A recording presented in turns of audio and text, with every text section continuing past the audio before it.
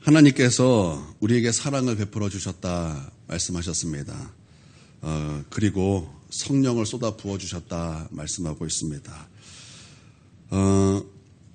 하나님의 사랑을 우리가 어디서 경험합니까?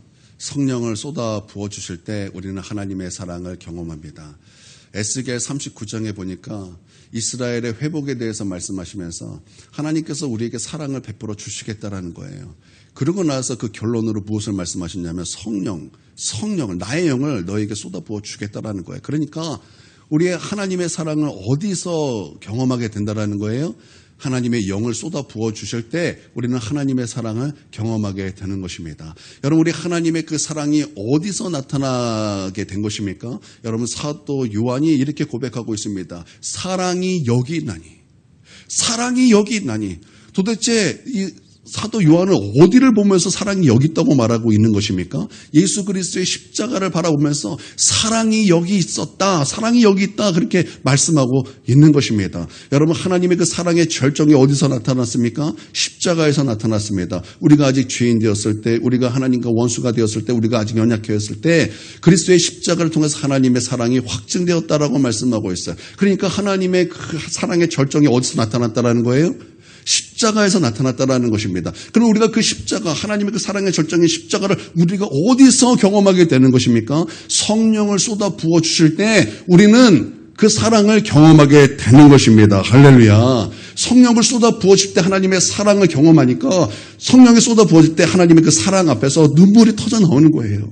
그 사랑 앞에서 하나님 앞에 회개가 나오는 거예요. 하나님, 나는 죄인인데, 나는 죽을 수밖에 없는 죄인인데 나 대신 우리 예수님께서 십자가에 죽으시고 나를 살려주셨습니다. 하나님, 이 사랑이 얼마나 감사한지 모르겠습니다. 이 사랑이 얼마나 놀라운지 모르겠습니다. 그리고 눈물이 쏟아지면서 회개가 터져 나올 수밖에 없는 것입니다. 그리고 자신을 드릴 수밖에 없는 거예요. 왜요? 그 사랑을 내가 보았기 때문에 그런 거예요.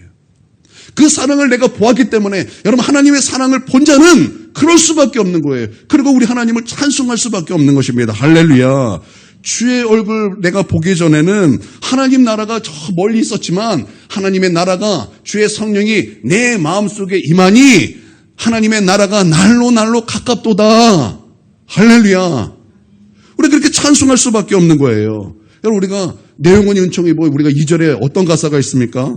주의 얼굴 뵙기 전에 멀리 뵈던 하늘나라 내 맘속에 이루어지니 날로 가깝도다. 할렐루야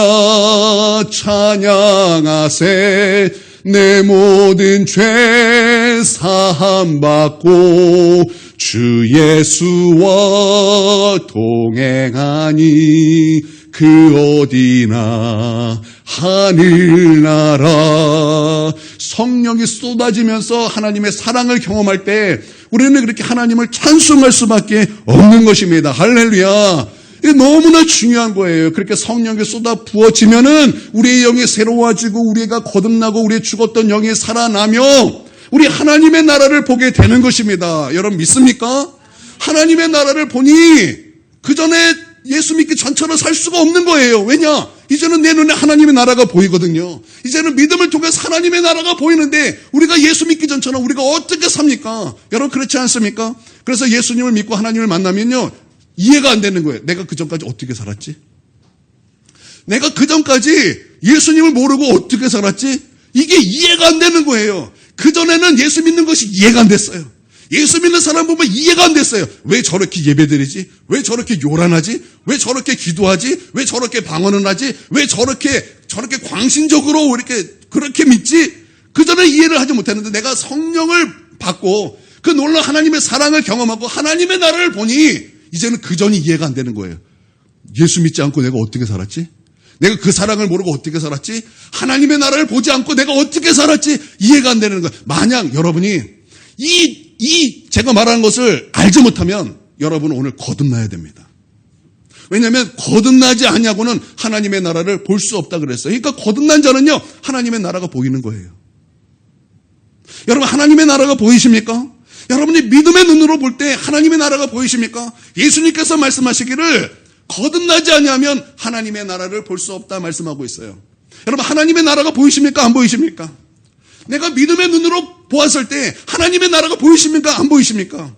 여러분, 성경에 히브리서 11장에 보면 히브리 11장은 별명이 믿음장입니다. 그래서 믿음에 대한 말씀이 쭉 있습니다. 인물을 통해서 이러한 믿음이 있고 이렇게 믿음으로 살았다 이렇게 말씀하고 있습니다. 그때 아브라함에 대해서, 그때 사라에 대해서 여러분 성경은요 뭐라고 말씀하고 있습니까?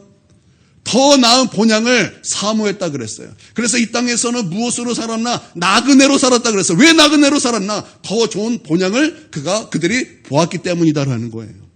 그 더 좋은 본향이 어디를 말씀하고 있는 것입니까? 하나님의 나라를 보았다라는 거예요. 그러니까 믿음은 하나님의 나라가 보이는 거예요.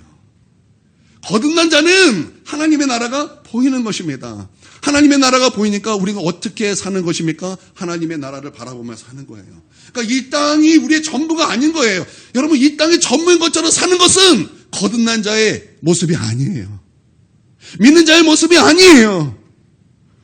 우리는 하나님의 나라를 보고 우리의 초점은 하나님의 나라가 돼서 그 나라의 소망을 품고 우리가 이 땅을 살아가는 거예요. 어떻게 살아갑니까? 그 나라를 가기까지. 그 나라를 바라보며 소망하며 그 하나님의 나라에서 하나님을 만날 그 날을 고대하며 우리는 그렇게 신앙생활을 하는 거예요. 그러면요 어떠한 고난도 이겨낼 수 있어요. 이 땅에서 어떠한 힘든 것도 다 이겨낼 수 있는 거예요. 할렐루야. 나는 저와 여러분의 그 믿음의 눈에 하나님의 나라가 보이기를 주님의 이름으로 축원드립니다. 할렐루야. 그리고 예수님께서 또 말씀하셨습니다. 물과 성령으로 거듭나지 아니하면 하나님의 나라에 들어갈 수 없다. 주님 말씀하셨어요. 또 예수님께서도 이렇게 말씀하셨습니다. 너희가 거듭나야 하겠다라는 말을 놀랍게 여기지 말라. 여러분, 거듭나야 하겠다라는 말을 놀랍게 여기지 마십시오. 거듭나야 된다라는 그 말을 이상하게 보지 마십시오. 예수님께서는 분명히 말씀하셨습니다. 거듭나야 하나님의 나라를 보고 하나님의 나라에 들어갈 수 있다라는 것입니다. 여러분, 이것을 믿습니까? 여러분, 만약에 오늘 거듭나지 않은 사람이 있다면 오늘 모두 거듭나는 은혜가 있게 되기를 바랍니다. 주님께서 이렇게 거듭남을 말씀하시면서 그 결론으로 무엇을 말씀하셨냐? 예수님을 믿음을 말씀하셨어요. 이 거듭남의 결론은 믿음이라는 것입니다. 그를 믿는 자는 영생을 얻게 하려 하심이라. 하나님께서 이 세상을 이처럼 사랑하사 독생자를 주셨으니 이는 그를 믿는 자마다 멸망하지 않고 영생을 얻게 하려 하심이라. 여러분, 이 말은 갑자기 튀어나온 말이 아닙니다. 이 말은 니고데모의 대화를 통해서 예수님께서 거듭남에 대해서 말씀하시고 그 거듭남의 결론으로 우리의 가운데 하신 말씀인 거예요. 여러분, 예수님께서 물과 성령으로 거듭난다고 할 때는요, 그것은 하나님의 역할입니다. 그것은 하나님께서 하시는 일이다라는 거예요. 그리고 예수님께서 그를 믿는 자는 영생을 얻는다고 할 때 그를 믿는 것은 우리가 해야 될 일이라는 거예요. 그것은 우리가 해야 될 일이라는 것입니다. 그렇기 때문에 우리는 믿음에 의하여 거듭나게 되는 것입니다. 여러분, 우리가 예수님을 믿으면 성령님께서 우리를 거듭나게 하십니다. 여러분, 예수님을 믿으십시오. 예수님을 영접하십시오. 여러분의 중심에 예수님을 모셔드리십시오. 여러분의 마음을 활짝 열고 예수님을 여러분의 그 중심의 자리에 모셔드리십시오. 그러면 성령님께서는 여러분을 새롭게 하실 것입니다. 여러분의 죽었던 영을 다시 살리실 것입니다. 하나님께로 난자가 되게 하실 것입니다. 거듭나게 하실 것입니다. 조지 히필드는 요한복음 3장의 본문으로 300번 이상의 설교를 하였다고 합니다. 하루는 어느 성도가 이 조지 히필드 목사님에게 물어봤습니다. 목사님, 왜 거듭나지 아니하면 하나님의 나라를 볼 수 없느니라 라는 말씀을 그렇게 자주 설교하십니까? 라고 질문했습니다. 그랬더니 조지 히필드 목사님이 뭐라 그랬냐면 당신이 거듭나야 하기 때문입니다 라고 말을 했어요. 그렇다면 여러분은 거듭난 크리스천입니까? 여러분은 거듭난 그리스도인입니까? 여러분은 예수를 믿음으로 거듭나셨습니까? 여러분의 영은 새롭게 되셨습니까? 하나님으로 말미암아 난 자들이 되셨습니까?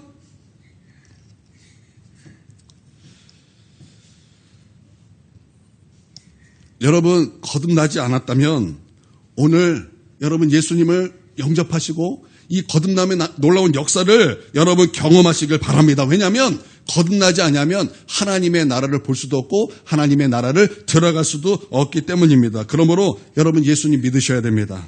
믿어야 성령으로 거듭나게 되는 것입니다.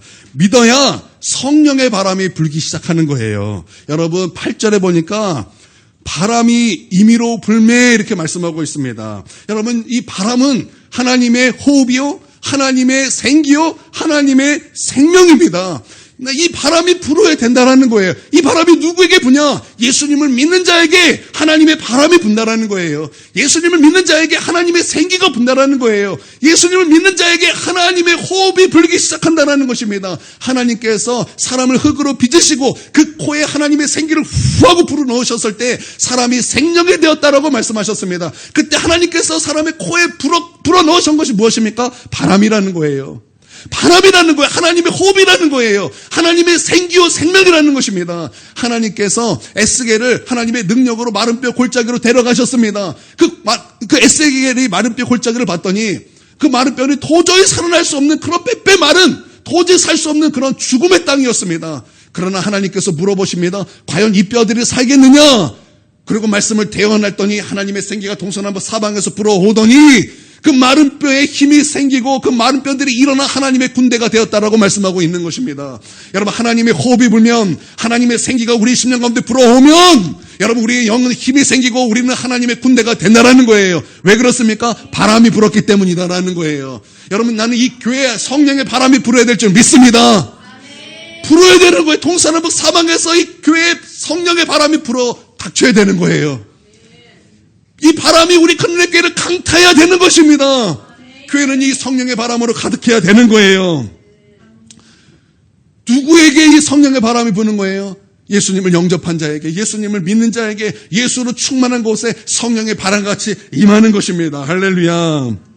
여러분 식물도요 바람이 없으면 죽습니다. 여러분 이 꽃도요 바람이 없으면 금방 죽어요. 바람이 불지 않는 곳에는요 나무가 있으면 그 말라 비틀어 죽습니다. 바람이 불어야 수분 작용이 일어나서 죽지 않는 거예요. 그러니까 바람은 생명과도 연관이 있는 것입니다. 바람이 불지 않으면요 사람도 연약해집니다. 그래서 연약한 사람이나 병든 사람이 하는 말이 있습니다. 바람 쐬러 간다라는 거예요. 바람 쐬고 오면은 순간적으로 무엇을 얻게 됩니까? 힘을 얻게 된다라는 거예요. 이게요 그냥 하는 말이 아니에요. 바람 쐬러 간다는 말이 그냥 나온 말이 아니라고. 정말 바람 쐬면요 여러분 우리의 육체가 살아납니다. 정말 살아나요. 수분 작용이 일어나기 때문에 살아납니다. 마찬가지로 여러분 우리의 영혼에 성령의 바람이 불어야 여러분 우리의 영이 살아나는 거예요. 우리의 영이 살아나는 거예요. 여러분 우리의 영이 답답하면요 이것보다 고통스러운 것이 없는 거예요. 여러분 육체적으로 배고파도 고통스럽습니다. 얼마나 고통스러운지 정신을 차릴 수 없을 정도로 고통스럽습니다. 그런데 그것과 비교도 안 되는 고통이 무엇이냐? 우리 영혼의 기갈이에요. 우리 영혼의 기갈이라고요. 우리 영혼이 먹지 못한 기갈이 그것 맞고 우리를 괴롭고 그것 맞고 우리를 답답하게 하는 것이 없다라는 거예요. 여러분 그때 성령의 바람이 불어야 우리의 영혼이 사는 거예요. 하나님의 말씀이 불어야 우리 영혼이 사는 거예요. 나는 이 큰일교회에 이런 성령의 바람이 불기를 바랍니다. 예수님을 높이고 예수님을 영화롭게 하는 교회가 되어 성령의 바람이 끊이지 않고 이 큰일교회에 부어지기를 바랍니다. 니고데모는 아직 이 바람을 알지 못했어요. 단 한 번도 이 성령의 바람을 본 적이 없기 때문입니다. 그러나 예수님께서는 잠자는 그 영혼을 깨우시는 거예요. 지금 드디어 바람이 불고 있다. 내가 이 바람을 불게 했다. 너는 즉시 깨어나 이 바람을 너의 깊숙한 곳에 불게 하라. 예수님께서 그렇게 니고데모에게 말했다라는 거예요. 니고데모는요 그거에 사실 관심이 없었어요. 니고데모의 관심은 표적이었습니다. 니고데모의 관심은 눈으로 나타난 것이었습니다. 그러나 예수님은 그런 니고데모에게 성령의 바람이 불어야 된다라는 거예요. 그 영혼이 살아나야 된다라는 거예요. 하나님으로부터 난 자가 돼야 된다라는 거예요. 그리고 아주 중요한 말씀을 이어서 하셨습니다. 14절의 말씀입니다. 우리 한번 읽어볼까요? 자, 시작. 모세가 광야에서 뱀을 든 것 같이 인자도 들려야 하리니. 아멘. 예수님은요 이 거듭남에 대해서 말씀하시면서 그리고 믿음에 대해서 말씀하시면서 그 중간에 아주 중요한 사건을 예수님과 연결시키셨습니다. 그러고 나서 말씀하시기를 모세가 광야에서 뱀을 든 것 같이 인자도 들려야 한다라는 거예요. 이스라엘 백성들이 노뱀을 높이 들려서 그것을 바라보면 사는 그런 사건이 있었습니다. 그 사건과 예수님과 연결시키시면서 나도 그렇게 들려야 된다라는 거예요. 여러분 이게 무슨 말입니까? 예수님의 십자가를 말씀하고 있는 거예요. 예수님께서 십자가에 피 흘려 죽게 될 거라는 거예요. 그것을 그 사건과 연결시키면서 그렇게 이제 믿음에 대해서 주님께서 말씀하고 계신 것입니다. 민수기 21장에 보면 이스라엘의 애굽에 나와서 여러 해 동안 광야에서 방황하며 고생했습니다. 그들의 생각에는 하나님께서 우리를 인도하셨기 때문에 우리는 만사의 형통일 것이다 라고 생각했는데 아니 웬걸요. 주님을 따라가는데 고생길인 거예요. 고생길. 가시밭길인 거예요. 힘든 길, 어려운 길을 자꾸 걸어가게 되는 거예요. 그래서 왜 이토록 어려운가? 왜 이토록 이렇게 힘든가? 주님께서 인도하시면 편해야 되는데 주님께서 인도하시면 만사 형통해야 되는데 왜 이렇게 어려운 길을 자꾸 가게 되는가? 여러 가지로 불평을 했습니다. 첫 번째는 길에 대한 불평이었어요. 여러분 출애굽에서 가나안까지 들어가는데 며칠이면 되는지 아세요? 며칠이면 되는지 아세요? 14일이면 가는 길이에요. 근데 그 길을 40일 동안 주님이 뺑뺑이 돌리셨어요. 그것에 대한 불평이죠. 믿음으로 사는 그 길이 이와 같다라는 거예요. 금방 그냥 쉬운 길이라고 생각했는데 이게 쉽지 않더라는 거예요. 그래서 불평이 쏟아져 나오는 거예요. 내가 예수 믿으면은 복을 받을 줄 알고 내가 예수 믿으면 잘 될 줄 알고 형통할 줄 알았는데 더 믿음으로 살고자 이렇게 애썼더니 힘든 거예요.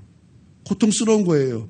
어려운 거예요. 좁은 길인 거예요. 아니 하나님 왜 이렇게 어렵습니까? 예수님 인도하시는 길, 구원받은 길은 만사 형통해야 되는 건 아닙니까? 근데 그게 아니라는 거예요. 그러니까 뭐가 쏟아져 나오는 거예요? 불평이 쏟아져 나오는 거예요. 그러니까 원망이 쏟아져 나오더라는 것입니다. 두 번째는 먹는 것에 대한 그런 불평이었습니다. 하나님께서 만나와 메추라기를 주셨지만 왜 이것만 먹어야 되냐라는 거예요. 40년 동안 왜 만나와 메추기를 먹어야 되냐 이 말이에요.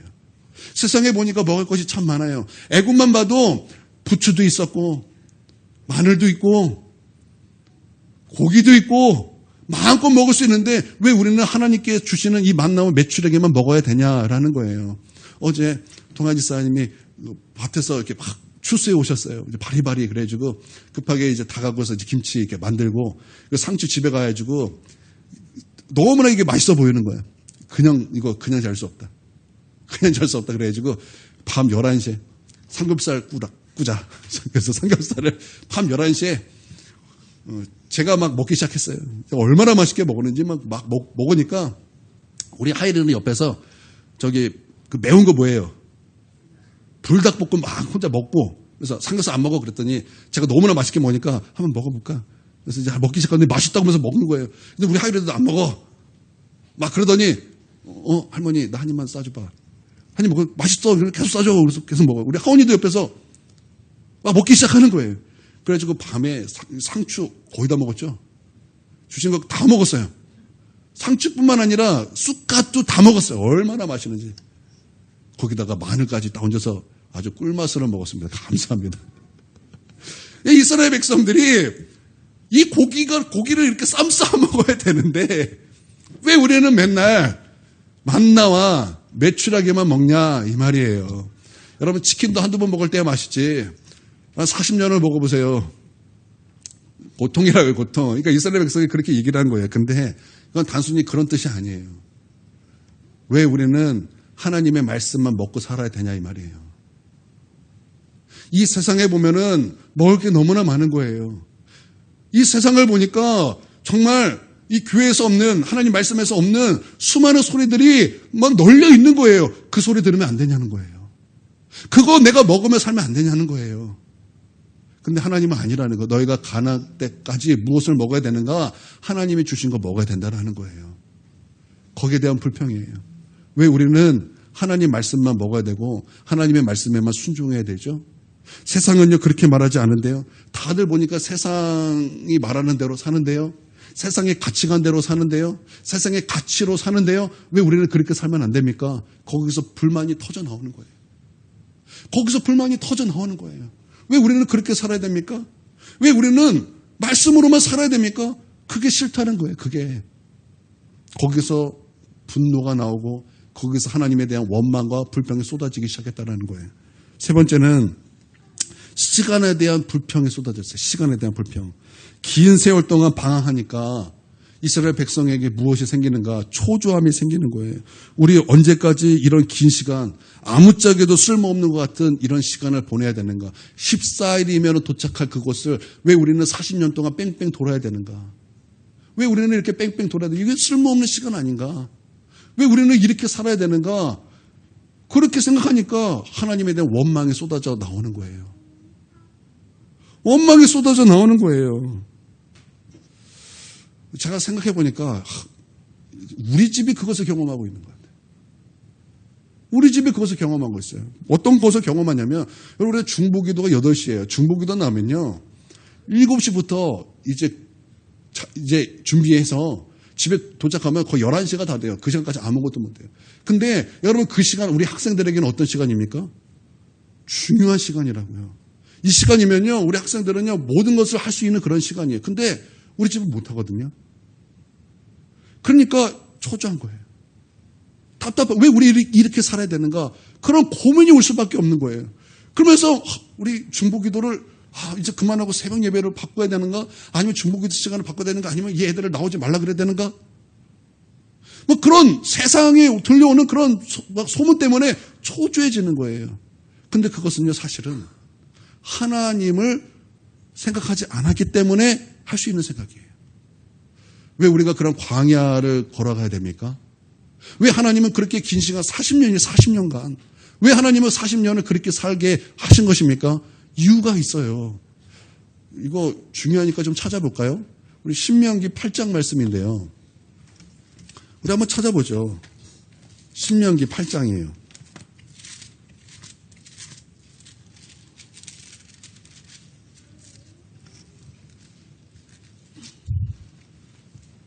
신명기 8장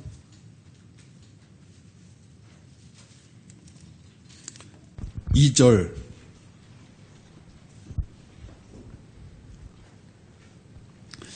8장 전부 다 읽어야 되는데 오늘 집에 가셔서 오늘 이거 8장 한번 쭉 읽어보시길 바랍니다. 2절 3절만 읽도록 하겠습니다. 다 찾으셨으면 읽습니다. 시작. 네, 하나님 여호와께서 이 40년 동안에 너로 광야의 길을 걷게 하신 것을 기억하라. 이는 너를 낮추시며 너를 시험하사 내 마음이 어떠한지 그 명령을 지키는지 아니 너를 낮추시며 너를 줄이게 하시며 또 너도 알지 못하며 내 열조도 알지 못하던 만나를 내게 먹이신 것은 사람이 떡으로만 살 것이 아니요 여호와의 입에서 나오는 모든 말씀으로 사는 줄을 너로 알게 하려 하심이니라. 아멘. 왜 하나님께서 40년 동안 광야에 살게 하셨습니까? 왜 이런 일을 겪게 하셨습니까? 그것은 기억하라는 거예요. 기억하라. 무엇을 기억하냐면 이는 너를 낮추시며 왜냐하면 겸손해져야 은혜 받거든요. 겸손해져야 은혜 받거든요. 근데 우리는 참 교만해요. 이 교만이 꺾어져서 겸손해지기까지 주님은 이 광야를 돌리신다라는 거예요. 그러니까 여러분 왜 광야가 이렇게 기는가? 내가 교만해서 그래요.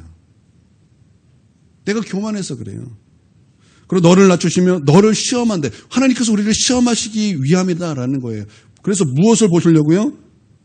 내 마음이 어떠한지 그 명령을 지키는지 지키지 않는지를 알려하려 하심이라. 너를 낮추시며 너를 줄이게 하시며 또 너도 알지 못하는 내 조상들도 알지 못하던 만나를 내게 먹이신 것은 사람이 떡으로만 사는 것이 아니요 여호와 입에서 나오는 모든 말씀으로 사는 줄을 내가 알게 하려 하심이니라. 아멘.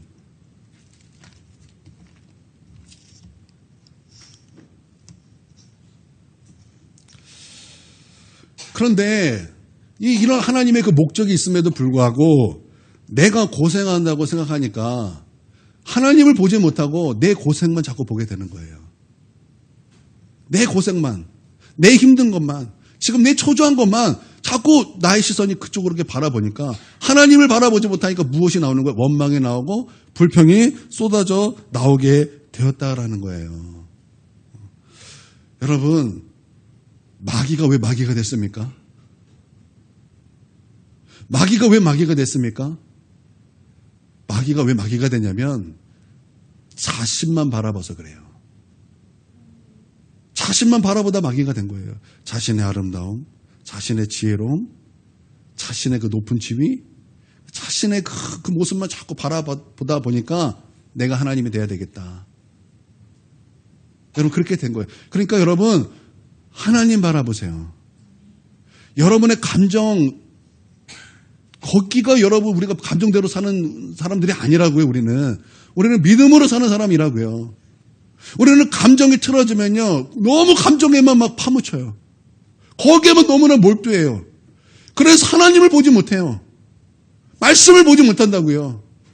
근데 믿음은 내 감정을 바라보는 것이 아니에요. 말씀을 바라보는 거예요. 약속을 바라보는 거예요.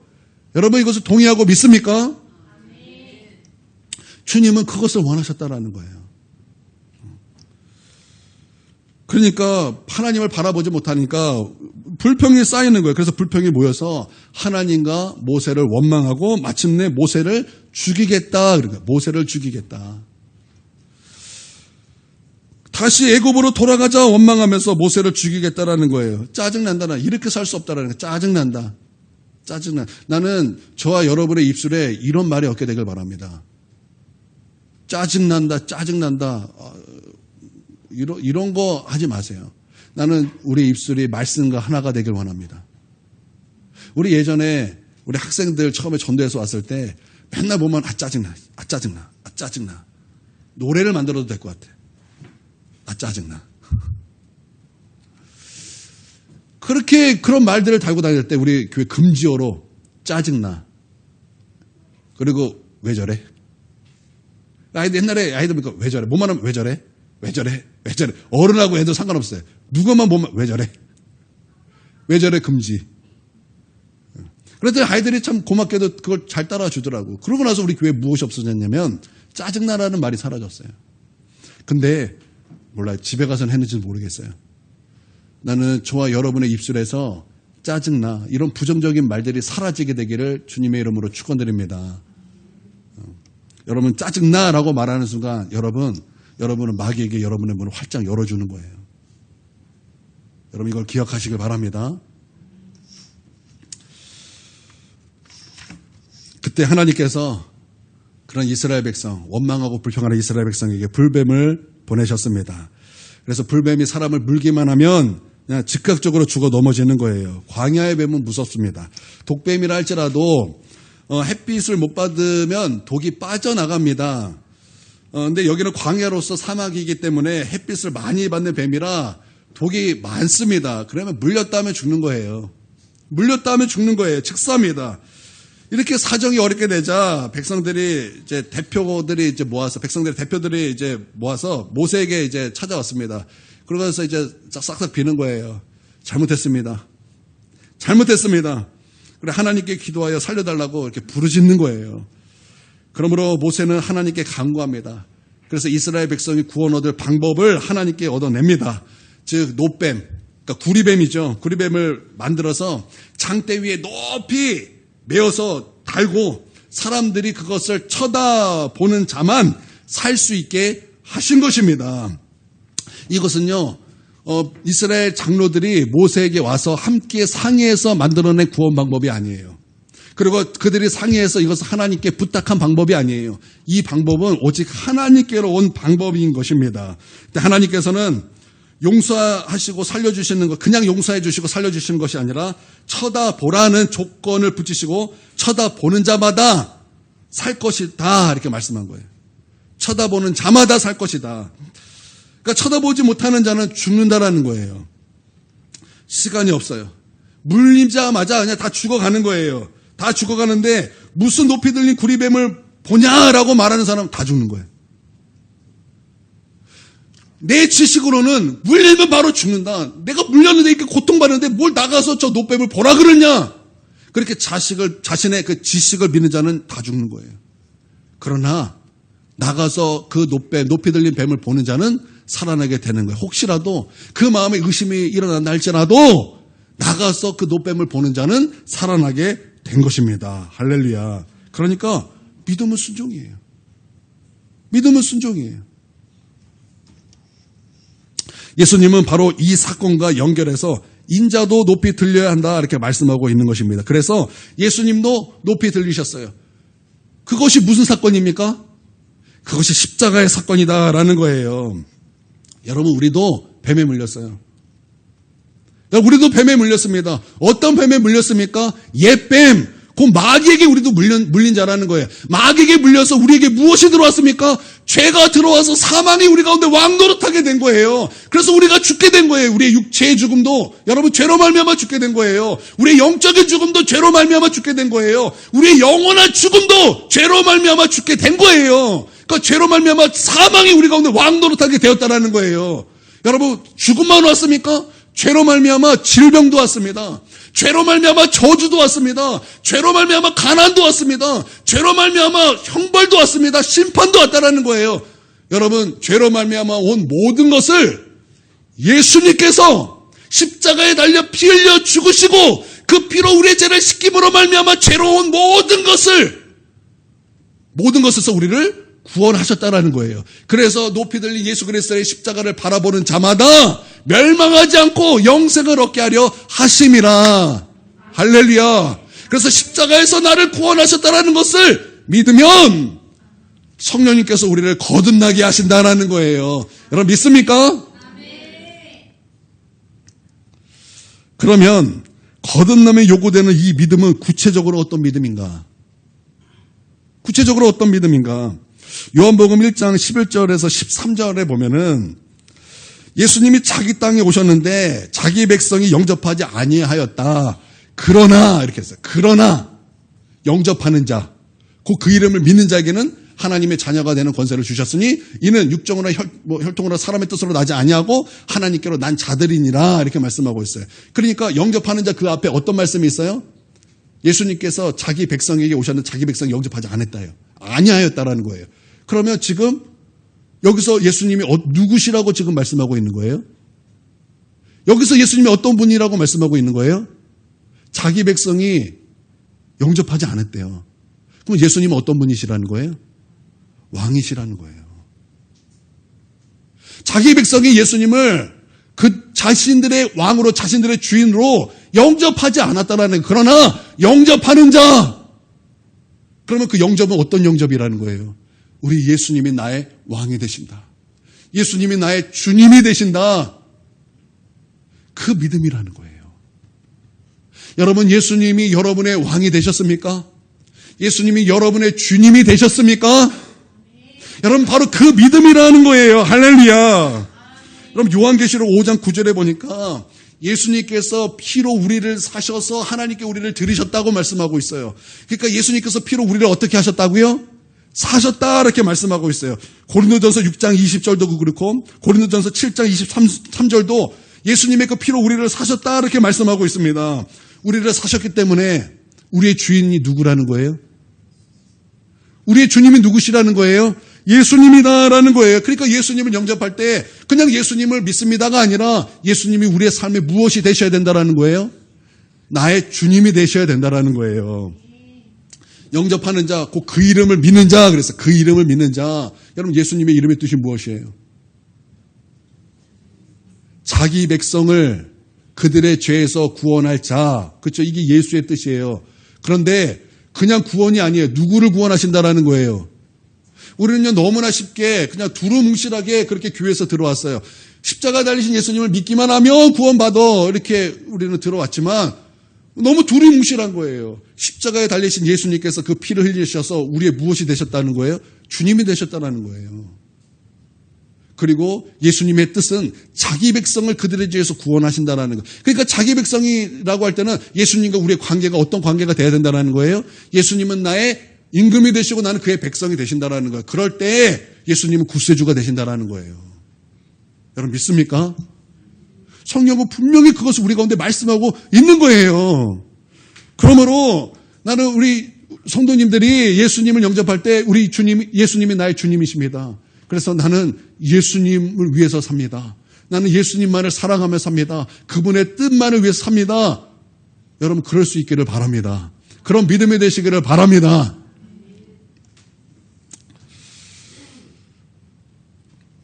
그런데 이게 이 믿음이 가만히 앉아 있으면은 이게 그냥 믿어집니까? 예수님이 나의 주님입니다라고 이게 이런 믿음이 그냥 가만히 앉아 있는다고 이 믿음이 생깁니까? 제가 이제 유튜브를 봤는데 참전제교회인가요? 어떤 목사님이 기억이 안 나요. 그 목사님이 이제 자신의 친구 목사님 얘기를 해주는 거예요. 자기 친구 목사님이 이제 아버지가 돌아가시는데 예수님을 믿지 않고 돌아가시니까 이 친구 목사님이 이 3남매인가요? 그런 것 같아요. 그래서 뭐 첫째는 아버지의 머리 위쪽을 여기를 이렇게 붙잡고 하나는 손을 붙잡고 하나는 발을 붙잡으면서 아빠 예수 믿으셔야 돼요. 예수 믿으셔야 돼요. 예수 믿고 돌아가셔야 된다고 막 간절히 말하고 있는데 이 아빠가 갑자기 숨을 안 쉬더니 말도 못하셨던 분인데 숨을 이렇게 쉬더니 안 믿어지는데 웃잖아. 그리고 돌아가시더라. 안 믿어지는데 웃잖아. 그리고 돌아가신 거예요. 그러니까 이 믿음이 그냥 생기는 게 아니라는 거예요. 성경은요, 이 믿음은 어떻게 생긴다 그랬어요? 은혜로 말미암아 믿음이 생기고 은혜로 말미암아 그러기 때문에 구원을 받는다라고 말씀하고 있어요. 여러분 동의하시죠? 그러니까 내가 나 믿어 결단이 믿음이 아니라는 거예요. 나 믿어 이렇게 주장한다고 그게 믿음이 아니라는 거예요. 믿음은 어떻게 되는 거예요? 은혜로 부어지는 선물이에요. 그렇기 때문에 여러분 우리가 어떻게 되냐면 은혜의 수단을 사용해야 된다는 거예요. 그래서 말씀을 들어야 돼요. 믿음은 들음에서 나며 들음은 그리스도의 말씀으로 말미암느니라. 그러니까 여러분 어떻게 믿음이 생기냐? 교회 와서 예배 드려야 돼요.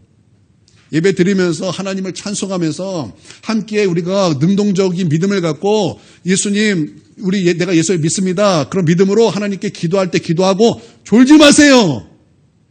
제발 좀 졸지 마세요. 능동적으로 하세요. 왔을 때 그냥 수동적으로 그냥 가만히 있는 게 아니라고요. 그건 믿음이 들어갈 수가 없어요. 가만히 있는 게 아니에요. 능동적으로 하나님 앞에 기도하는 거예요. 그리고 능동적으로 말씀을 듣는 거예요. 하나님의 나라는 천국은 침노를 당하나니 침노하는 자는 빼앗느니라 그랬어요. 여러분 이게 수동적인 모습입니까? 저는 이제 신학교 때 믿음은 수동적이라고 배웠어요. 내가 가만히 있을 때 하나님이 부어주시는 것이라고 배웠다고요. 근데 내가 성경을 아무리 읽어봐도 믿음은 수동적이지 않아요. 하나님의 나라는 침노를 당하나니 침노하는 자는 빼앗느니라. 아무리 봐도 믿음은 능동적이어야 돼요. 내가 믿음의 수단을 활용해서 하나님께 나아가는 노력이 분명히 따라야 된다는 거. 아까 말해 여러분 줄탁동시라고 알죠? 줄탁동시. 줄하고 탁하고 동시에 일어나야 된다는 거예요. 이게 달걀이 이렇게 깰 때 이게 속 안에서 병아리만 이렇게 애쓴다고 되는 게 아니라 그 닭이 뭐 해야 된다는 거예요. 탁 쳐야 된다는 거예요. 이게 줄탁이에요. 줄탁. 동시라는 거예요. 줄탁 동시. 그러니까 하나님께서만 역사하시는 것이 아니라 나도 함께 거기에 반응해야 된다는 거예요. 응답해야 된다는 거예요. 여러분 믿습니까? 네. 그러니까 그냥 가만히 있다고 되는 게 아니라 믿음의 수단을 가지고 말씀도 읽고 기도도 하고 예배도 드리고 찬송도 하고 그런 모습이 있어야 된다는 거예요. 그렇게 은혜의 수단을 활용해서 하나님께 나아가면 하나님께서 바람같이 어디로 왔다 어디로 가는지 모르잖아요. 바람이 어느 순간 불어오는지 모르잖아요. 그런 바람과 같이 우리 가운데 임하면서 성령이 우리 가운데 부어져 예수 그리스도를 주님으로 믿게 되는 그 사랑 앞에 콧물 쏘며 회개가 나오는 그런 놀라운 구원을 경험하게 되는 거예요. 그렇게 거듭나게 된다라는 것입니다. 할렐루야. 여러분 믿으시기를 바랍니다. 이런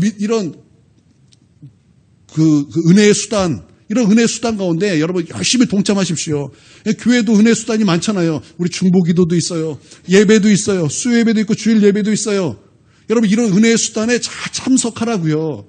그래서 은혜 받으셔야 된다고요. 우리는 연약해요. 여러분 우리는요 득도하는 종교가 아니에요. 여러분 세상 종교는요 득도예요. 득도가 뭐예요? 득도가 무엇입니까? 여러분 우리 똑똑해서 다 아실 거예요. 내가 깨닫는 게 득도예요. 내가 깨달아서 내가 얻는 거예요. 내가 도를 얻는 거라고요. 근데 우리는 득도하는 종교가 아니라고요. 우리는 뭐예요? 위로부터 부어주시는 은혜의 종교예요. 은혜의 수단 가운데 우리 하나님께서 우리에게 은혜를 부어주는 거예요. 여러분, 은혜의 자리에 있을 때 은혜가 부어지는 거예요. 왜 도마가 의심했어요? 다 있는 자리에 혼자 빠졌을 때, 혼자 빠지니까 부활하신 예수님 못 만나서 의심한 거예요. 그러니까 은혜의 수단에 있는 그 장소에 나오시라고요. 안 나오니까 맨날 불순종의 길로 가는 거예요. 거기 안 나오니까 맨날 부활하신 예수님 못 봤다고. 나는 내 손가락으로 예수님 손을 집어넣지 않으면, 옆구리에 손을 집어넣지 않으면 나는 못 믿겠다! 이렇게 말을 하고 있는 거예요. 그러니까 은혜 받는 자리에 꼭 나오세요. 그래서 은혜 받고 은혜의 수단 가운데 여러분 은혜 받으시기를 바랍니다. 믿음은 은혜로 받는 거예요. 은혜로 받는 거라고요. 여러분 믿습니까? 그러니까 이 은혜 자리에서 여러분 은혜 받는 저 여러분 되시기를 바랍니다. 제가 이제 신학교 때 전도 폭파 훈련을 받은 적이 있어요. 여러분 혹시 전도 폭파 훈련 받으신 분 계십니까? 전도 폭파 훈련을 받으면 12분 복음 증거, 50분짜리 복음 증거를 외워야 돼요. 아, 이게 만만치 않아요. 12분 복음 전도, 50분짜리 복음 전도. 그래가지고 이제 이걸 훈련을 받습니다. 그래가지고 훈련 받고 나가서 전도하는 거예요. 그러면 도살장에 끌려가는 양처럼 이렇게 질질 끌려서 전도를 해야 돼요. 주여, 그러고 전도를 해요. 그러면은 이게 할머니들이 이렇게 전도를 하다 보면은 젊은 애들은 그냥 뭐 피하거나 그냥 하는데 할머니, 할아버지는 약간 고약하세요. 고약해서 그렇게 시비를 거세요. 전도하면 꼭 조용기가 나와요. 전도하면 꼭 조용기가 나와요. 야, 여의도 스모그에 조용히! 그러면서 그거만 들리고 다른 건 잘 안 들려. 욕을 하세요. 그러면서 이제 똑똑하신 할아버지가 또 계세요. 그러면서 막 전도하는데, 너는 말이야, 구약이 영어로 뭔지 알아? 신약이 영어로 뭔지 알아? 당황하게 되죠. 물어볼까요? 우리 외고 김인이 구약이 영어로 뭐예요? 야, 이 올드 그죠? 올드 그거. 신약은 뉴 뭐 그거. 약이 뭐예요? 약. 근데 그게 아니라 약속이라는 뜻이에요. 영어로 약속이 약속. 옛 약속, 이제 새 언약 약속. 예. 그러면서 막 물어봐요. 너 구약 영어도 모르면서 신약 영어도 모르면서 뭘 예수를 잘하냐고 막 그래요. 근데 저를 이제 잘 이렇게 인도해 주셨던, 가르쳐 줬던 이제 전도사님이 아시더라고요. 아셔서 얘기하면서 복음을 전하는데 역시나 안 들어요. 막 얼마나 혼을 내는지 몰라요. 그러면 씨름할 필요 없어요. 그러면 딴 데 가서 또 복음 전하는 그러면 졸졸 따라와요. 졸졸 따라와서 뭐라 그래요. 그래도 이렇게 웃으면서 이렇게 전도를 하는 거예요. 제가 이제 전도 폭파 훈련을 받고 그러고 나서 이제 방학이 돼서 한 주를 저 천안에 가서 이제 어느 한 교회와 연계해서 그 개척교회와 연계를 해서 한 주 동안 열심히 복음 증거하는 이제 전도 여행을 했습니다. 이제 제가 훈련을 받았기 때문에 이제 성인들 대상으로 12분짜리 전도, 50분짜리 이제 그 복음 들고 이제 가는 거예요. 막 두렵고 떨림으로 가는 거예요. 전도할 때 그냥 예수 믿으가 아니라 이제 올 복음, 그냥 풀 복음을 전하니까 뭐 두렵고 떨리는 거예요. 그렇지만 막 의지하고 하나님 막 기도하고 가는 거예요. 그래서 가다 전도를 이제 하는데 저는 이제 그 전에 어린아이들을 전도를 꽤 오랫동안 하고 많이 했어요. 그래서 저는 제 입에 이게 외운 게 되는 게 아니라 늘 했던 전도 방식이 되는 거예요. 그리고 어른들보다 아이들 전도가 저는 훨씬 더 기름 부음이 풀어지고 잘 돼요. 그래가지고 하다가 제가 답답해가지고 안 되겠다. 애들 전도해야 되겠다. 그래가지고 저만 이렇게 따로 쓱 나가가지고 애들 전도했어요. 애들 전도했더니 막 놀이터에 가서 저는 그게 놀이터 가가지고 막 광해 외치는 자의 소리처럼 막 외치는 거예요. 저까지 여기 있다 얘들아 모여라 그래가지고 모이면 진짜 구름대처럼 쫙 모여요. 그래가지고 복음을 증거하는 거 복음 막 10분 정도 전하고 이제 예수님 믿을래? 예수님 믿고 천국 갈래? 믿지 않고 지옥 갈래? 너 가만히 있으면 지옥 간다. 오직 천국 가는 길은 예수님 믿는 게 외에는 없어. 그럼 막 협박을 해. 그러면 애들이 예수님 믿을래요? 그럼 나를 따라해. 그래서 이제 영접 기도를 시켜요. 막 영접 기도를 막 크게 하는 거예요. 그래서 막 예수님 나를 구원해 주세요. 막 이렇게 씩씩하게 따라해요. 그렇게 하는데 거기 이제 아파트니까 경비 아저씨가 막아서 노발대발하는 거예요. 지금 당신 여기서 뭐 하는 거야? 그러면 제가 뭐라 그러냐? 아저씨도 예수님 믿고 천국 가셔야 돼요. 아저씨 천국 가지 여기 있습니다. 아저씨 예수 믿고 천국 가세요. 어쩌다 이렇게 담대함이 생겼는지 정말 그렇게 외치기도 했어요. 그렇게 전도하다가 한 초등학교 6학년 아이를 만났어요. 그 아이가 저를 만나기 하루 전에 미용실, 제가 몇 번 말했잖아요. 미용실에 갔는데 미용실에 그 당시 유행했던 전도지가 있어요. 그게 뭐냐면 소금이 들어있는 그 소금이 들어있는 전도지예요. 소금이 들어있는 전도지. 그래서 그 전도지를 애가 미용실에 가서 열심히 본 거예요. 봤더니 짧게 나왔잖아요. 그림이 딱 4개 딱 짧게만 이렇게 나왔는데 이게 너무 궁금해지기 시작한 거예요. 예수님 누구지? 십자가가 뭐지? 천국과 지옥이 뭐지? 이걸 너무나 알고 싶은 거예요. 근데 알 방법이 없어요. 너무나 알고 싶은데 알 방법이 없는 거예요. 그래서 밤새도록 그걸 씨름한 거예요. 정말 밤새도록 그것을 궁금해가지고 밤새도록 예수님 누구지? 천국과 지옥이 뭐지? 왜 구원을 받아야 되지? 여기에 얘가 완전히 몰두가 된 거예요. 그러다가 그 다음날 저를 만나, 마치 그 장면이 그 사도행전에 빌립이 이제 지나갈 때 그 에디오피아 내시가 뭔가 복음에 대해서 더 알고 싶은데 그 답답함 때문에 막 그러고 있는데 빌립을 만남으로 말미암아 복음을 들었던 것처럼 마치 딱 그런 장면이 된 거예요. 그래서 제가 그 친구에게 예수님이 누군가, 천국과 지옥이 무엇인가, 왜 예수를 믿어야 되는가, 그리고 예수 그리스도의 십자가의 보배로운 피로 말미암아 우리가 죄사함을 받는가, 그래서 이렇게 쭉 얘기를 했어요. 쭉 얘기를 했을 때 이 아이가 너무나 기뻐하는 거예요. 너무나 기뻐하면서 나 이 예수님을 믿겠다고. 그러고 나서 이 영적 기도를 따라하는데 제가요 그때 무엇을 보았냐면 이 아이의 어둠이 사라지고 어둠의 권세가 사라지고 그 아이 깊은 곳에서부터 그래서 막 빛이 확 퍼져나가서 그 얼굴에 빛이 환하게 비춰지는 것을 순간 봤어요. 마치 스데반의 얼굴이 천사의 얼굴과 같이 되었다라는 것처럼 그 아이의 얼굴이 환하게 비춰지는 것을 제가 그 순간 봤어요. 그 아이는 그때 믿음을 통해서 거듭나게 된 거예요. 얼마나 기뻐했는지 몰라요. 그 아이가 듣는 것부터 달라요. 그 아이는 듣는 것부터 달랐어요. 하나님께서 그 아이를 구원시키기 위해 그 전부터 은혜의 수단을 그렇게 복음으로 준비하고 계셨다라는 거예요. 여러분 이런 이 은혜의 수단을 여러분 우리는 갖고 있어야 된다라는 거예요. 할렐루야. 그러니까 우리 예배 드릴 때도 딴 데 보면 안 돼요. 예배 드릴 때 자꾸 그냥 졸리니까 그냥 목마른 영혼이 되는데 못 걷긴 영혼이 돼가지고 예배 딱 드리면 여러분 목마른 영혼이 되시길 바랍니다. 못 걷긴 영혼 되지 마시고 목마른 영혼 되십시오. 졸리니까 그냥 자요. 그냥 싸우세요.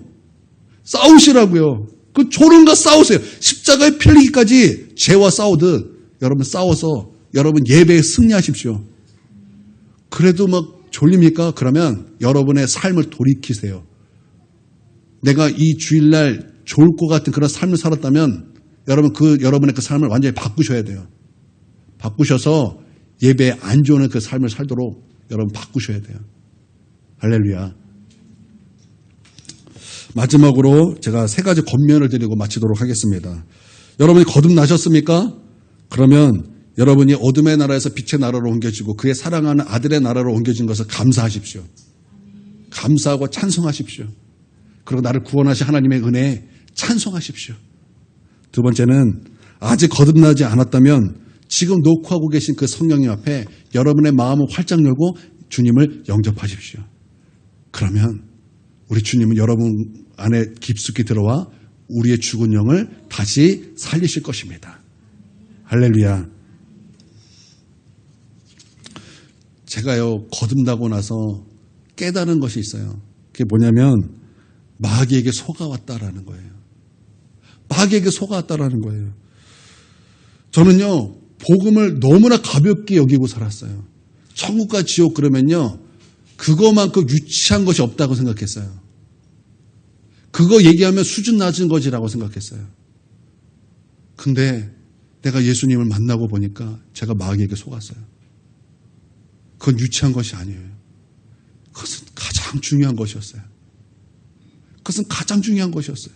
그러니까 마귀에게 속으니까 그렇게 살았던 거예요. 그러니까 저희 예배 태도가 어떻겠어요?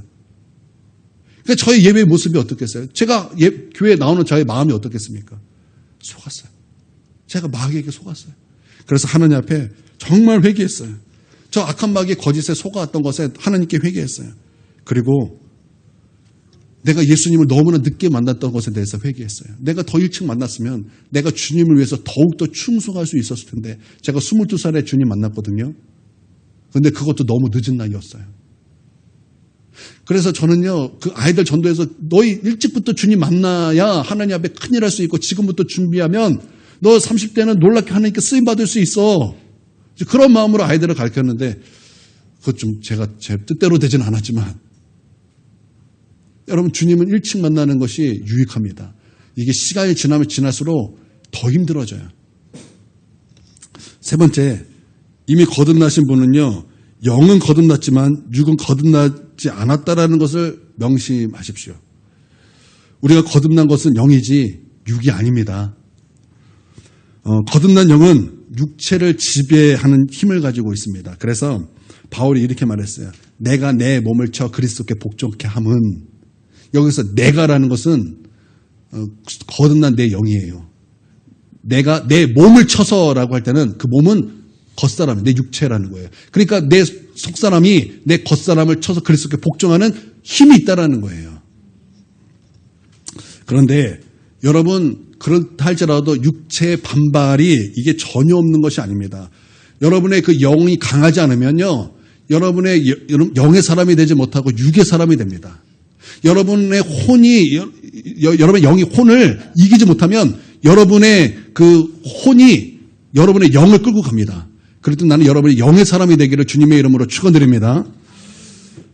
만약에 육체도 욕심이 있는데 이 욕심 따라 살면은 욕심이 잉태하여 죄를 낳고 죄가 장성하여 사망을 낳는다 그랬어요. 그래서 여러분 육체의 욕심을 따라 살지 말고 거듭난 영, 그 영에 여러분 늘 하나님 앞에 은혜로 살아서 여러분 그 영을 따라 사는 그래서 생명과 은혜 가운데 사는 우리 저와 여러분이 되기를 바랍니다. 제가 이걸 여러분에게 권면해 드리고 싶습니다. 거듭난 영은 태어난 어린아이 같아요. 아이가 자라듯 거듭난 영도 자랍니다. 그러므로 예배 열심히 참석하고 말씀 잘 듣고 순종하고 기도하고 하나님께 드리는 것을 힘쓰고 봉사하고 전도에 힘써야 되는 그래야 청년이 되고 그래야 발과 같은 아비가 될 수 있는 거예요. 그래서 여러분 어린아이 상태로 머물지 마시고 여러분 그리스도의 장성한 분량까지 이룰 수 있는 저와 여러분 되시기를 바랍니다. 네.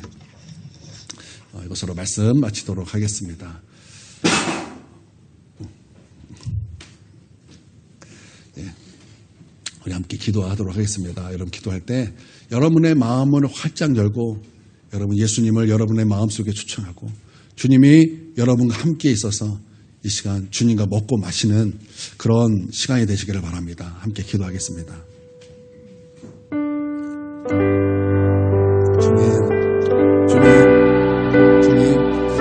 내 마음을 활짝 열고 예수님을 내 마음에 영접하고 초청합니다. 주님 나와 함께하여 주셔서 나를 새롭게 하시고 나를 거듭나게 하시고 주님 나를 주님 살려주시고 아버지 하나님의 새 마음 되게 하여 주시고 나를 지천하여 주시고 나의 영을 구원하여 주시고 주님 새롭게 하여 주시옵소서 거듭나게 하여 주시옵소서 주님 거듭나게 생각하고 우리 하나님 앞에 아버지 하나님